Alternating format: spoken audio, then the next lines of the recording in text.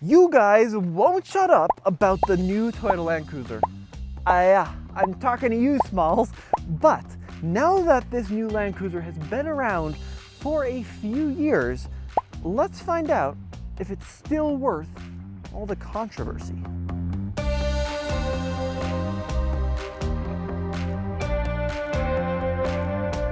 Now, what controversy am I talking about? Well, if you are a Land Cruiser person, or if you want to show off at Cars and Coffee, you judge a Land Cruiser generation based on a series number. So you had FJ40, and then 55, and then 60, and then 80, and then 100, and then 200. At least here in the US, there's a couple. Actually, there's like a bajillion I'm missing in there, but that's the general gist of it. So the previous generation Land Cruiser was a 200. So this one should be a 300, but it's not. This is a 250. There is a 300 sold in other parts of the world, but this is a 250 series. Now, as a sidebar, Land Cruiser a bunch of decades ago started its own little brand where they built a more lighter duty Land Cruiser called the Prado. So technically, this is a Land Cruiser 250 Prado. At least that's what you'd call it in Australia, right? But here in the US, they're marketing it as a full-blown Land Cruiser, and a lot of people were grumpy and continue to be grumpy that, oh, this is not a true Land Cruiser, dang it. You need a 300 series. You can still get the 300 series. It's called a Lexus LX, but Land Cruiser people are Land Cruiser people, and they want that 300 series in the US. So we're gonna find out in today's video, 250 series, worth the controversy, or is it just a darn good car and you should shut up already?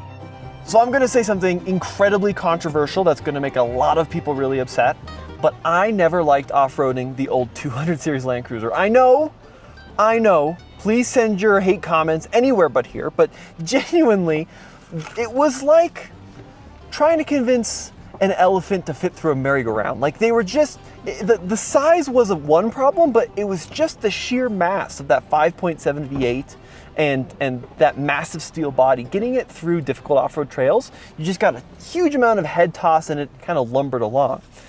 Now, what's interesting about this 250 series is dimensionally, it's not that much smaller. You get an inch and a half here and there from length and width. And now you can type, well, Tommy, you're an idiot, but the reality is that this 250 series is something like 800 pounds lighter, and weight is the enemy of everything off-road. I feel like in the automotive community, we talk a lot about how weight is the enemy of going fast around a track, right? And Miata's always the answer.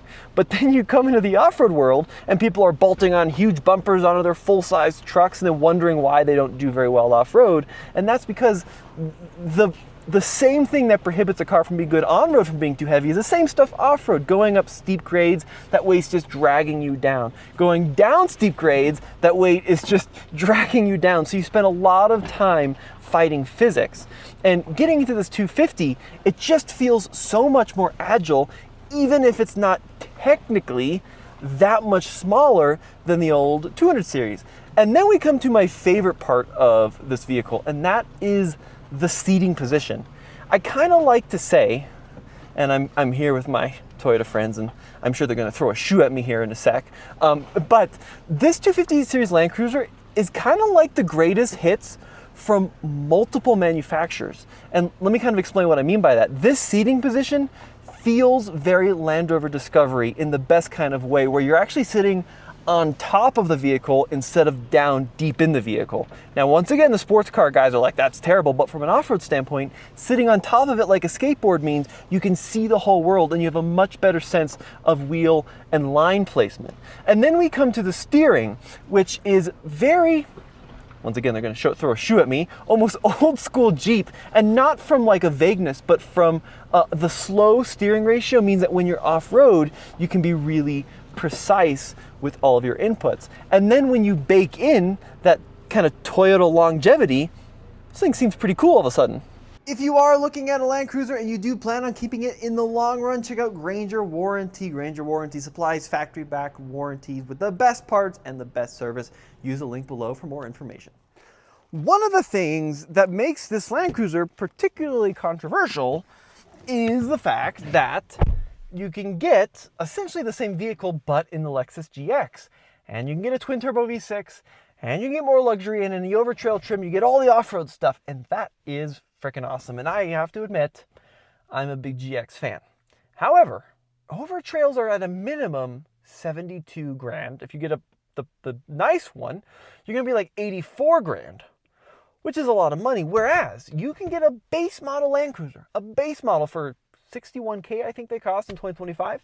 That still gives you a 4-low system, a locking center diff and a locking rear diff, and a standard integrated brake controller for 61, 62 grand. You throw on a set of good tires on this thing, and you could be on the trail for 63 grand, which is really a full $10,000 less than the Lexus. And that's a lot of money for sliders and a winch and a rooftop tent, whatever you want. Even if you don't have all the luxuries of the Lexus, this is pretty good value. And people kind of seem to forget that sometimes. At least good value compared to the Lexus. We gotta keep talking about that elephant in the room, which is the powertrain. And the reason I'm showing the powertrain in the back is not because it's rear engine, although that would be pretty cool. It's because of this bad boy, high voltage battery, which does take up quite a bit of the trunk space, but it also means that you can get 22, 23 mpg, depending on the situation, at least according to the EPA.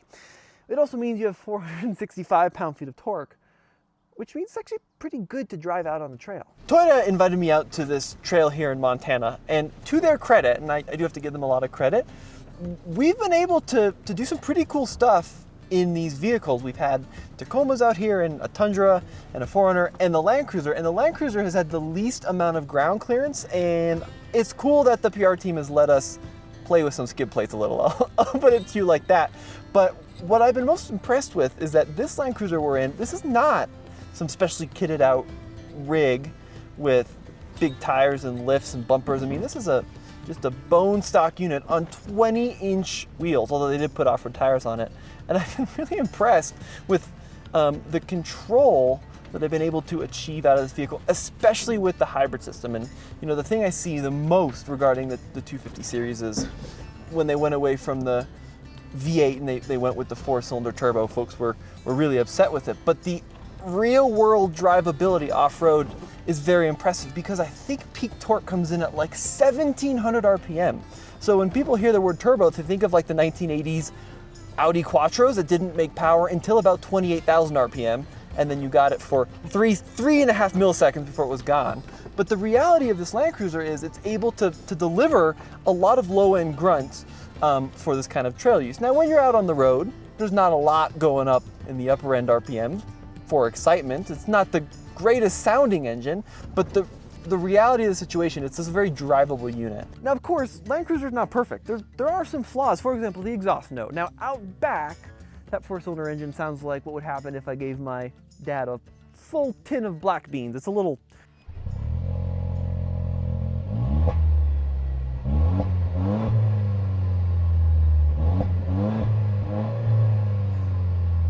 If you get my gist. And then up front, it kind of sounds like me whining about my dad eating a full tin of black beans and...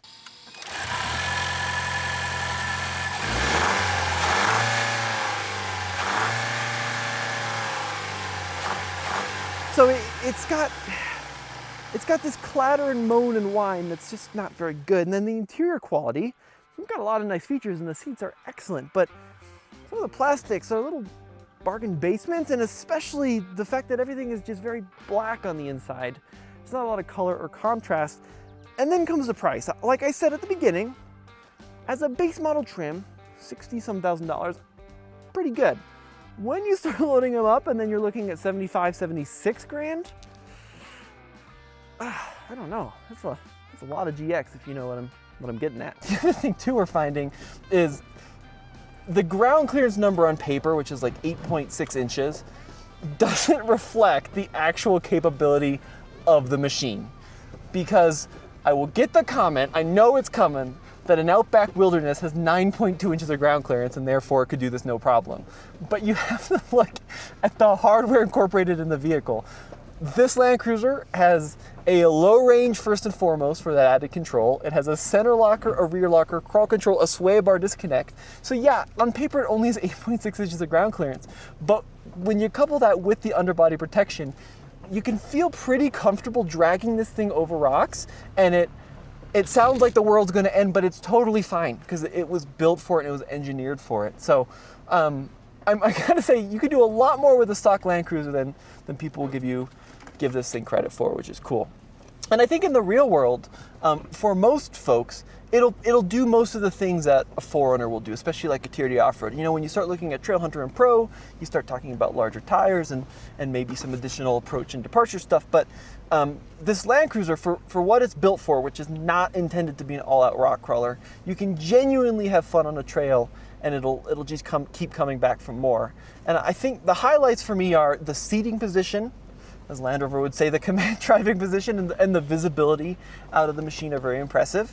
The fact that it comes standard with a locking differential is very impressive. And the fact that, to Toyota's credit, they put rock rails on this is also awesome. I think that's great. Speak of the devil, yeah, not paying attention. So I think those are the big highlights for me with this Land Cruiser. And I know that folks are going to say it's not, quote unquote, a proper 100, 200, 300 series Land Cruiser.